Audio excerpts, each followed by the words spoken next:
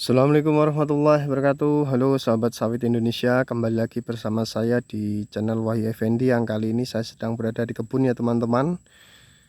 Ini kita di kebun melihat situasi perkembangan di perkebunan kelapa sawit pasca kemarin kita lakukan pemupukan, dan bisa dilihat ya teman-teman, ini sudah mulai kelihatan perubahannya karena kemarin kita kasihkan unsur nitrogen, sudah mulai menghijau di areal perkebunan kelapa sawit yang ada di kebun ini. Langsung saja kita lihat di sebagian areal perkebunan kelapa sawit. Ini kita rutinkan untuk dilakukan pemupukan di areal yang memang perlu sekali perawatan dan perawatan khusus ya teman-teman. Nah, contohnya di area-area yang seperti ini kita lakukan perawatan khusus. Dan setelah kemarin kita lakukan pemupukan nitrogen dengan fosfat, sehabis itu nanti setelah 3 bulan yang akan datang, coba kita akan lakukan antara kita kasihkan lagi unsur magnesiumnya atau dolomit lagi ya teman-teman, karena memang di areal tanah yang ada ini memang zat asamnya masih tinggi, Kak. Karena kenapa? Karena bisa dilihat dari tumbuhan kelapa sawit yang ada di areal kebun ini, memang ada sebagian pertumbuhan yang jikalau tidak dilakukan pengasihan magnesium atau unsur dolomit, itu memang tidak, kita mengasihkan pemupukan itu tidak terserap dengan maksimal ya teman-teman, pupuk yang kita kasih. Maka dari itu perlunya kita kasih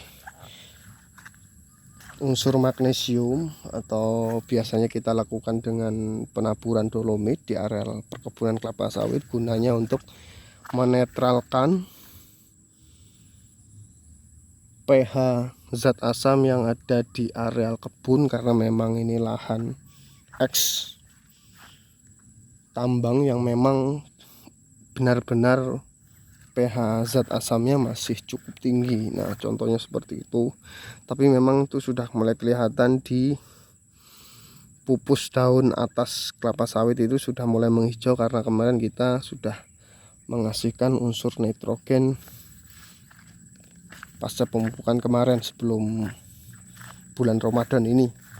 Karena ini sudah mulai memasuki atau sudah mulai masuk di bulan suci Ramadan di tahun 2025. Jadi kita fokus dulu di ibadah bulan suci Ramadan. Ini ke kebun kita cuma melihat perkembangan yang ada di kebun pasca perawatan kemarin. Kita sudah melakukan penyemprotan, sudah kelihatan ya teman-teman, sudah kita lakukan pemupukan pasca sebelum bulan suci Ramadan kemarin, dan kita sudah melakukan juga kemarin itu proses kastrasi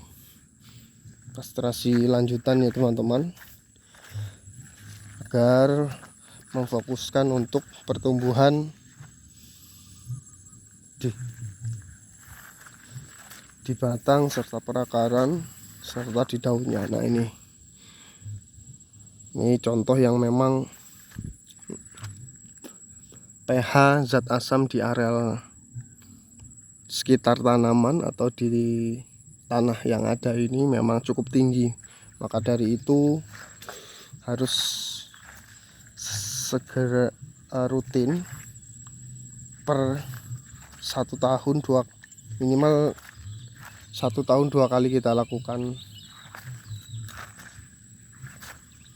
penaburan magnesium atau unsur dolomit, karena untuk menetralkan pH yang di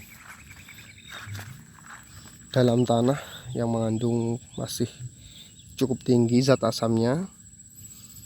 Maka dari itu habis pemupukan ini segera nanti kita 3 bulan yang akan datang kita akan kasihkan lagi unsur magnesium atau dolomit.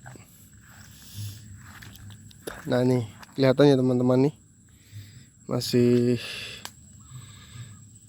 menguning ini, tapi sudah kita lakukan, kita kasihkan nitrogen, mudah-mudahan cepat pulih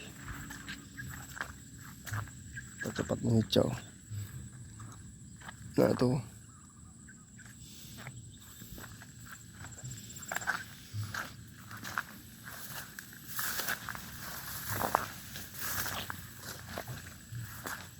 nah ini memang habis hujan di areal kebun ini. Nah contoh seperti ini tergenang, tapi jikalau sudah pohon kelapa sawit yang ada ini sudah besar, paling cuma butuh beberapa jam untuk menghabiskan ya, karena akan tersedot perakaran kelapa sawit, apalagi nanti akan semakin besar pertumbuhannya, itu akan semakin cepat. Nah ini di areal samping ini memang benar-benar cukup bagus pertumbuhannya. Ini di areal sini karena ini timbunan lapisan tanah atas ya teman-teman, jadi bisa dilihat nih pertumbuhan di areal sini cukup bagus. Nah itu mulai sudah menghijau semua ini di areal sini, dan di areal sana juga sudah mulai kelihatan lah, sudah mulai kelihatan.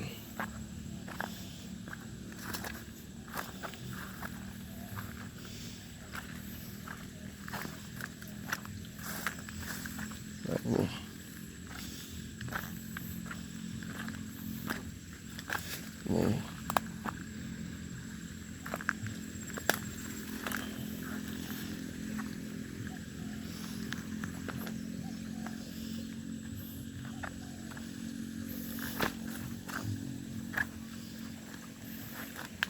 ini memang kemarin itu ada sebagian tanaman yang di kebun ini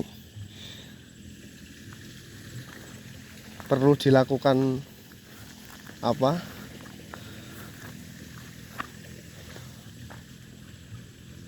dilakukan pembuangan ya teman-teman. Artinya potensi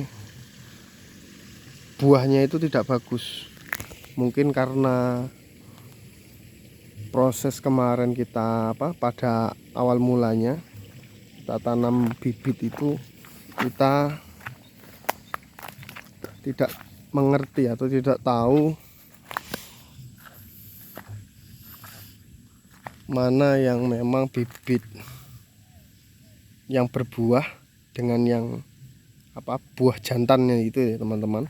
Nah itu kemarin ada di areal kebun, dan nanti juga akan segera kita lakukan, paling tidak nanti setelah dilihat-lihat sudah kita lakukan proses perawatan atau pemupukan dengan maksimal.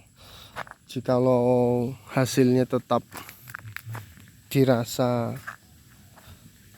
buahnya itu masih buah landak, nah itu akan segera kita buang. Karena kenapa? Karena sangat rugi nanti jikalau itu terus kita lakukan perawatan, dan nanti kita akan tanam kembali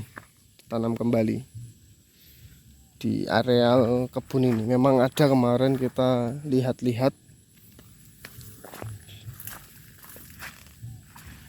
tanaman kelapa sawit yang ada sebagian di kebun ini, beberapa itu buahnya landak ya teman-teman, buahnya kecil-kecil. Nah itu tidak bagus,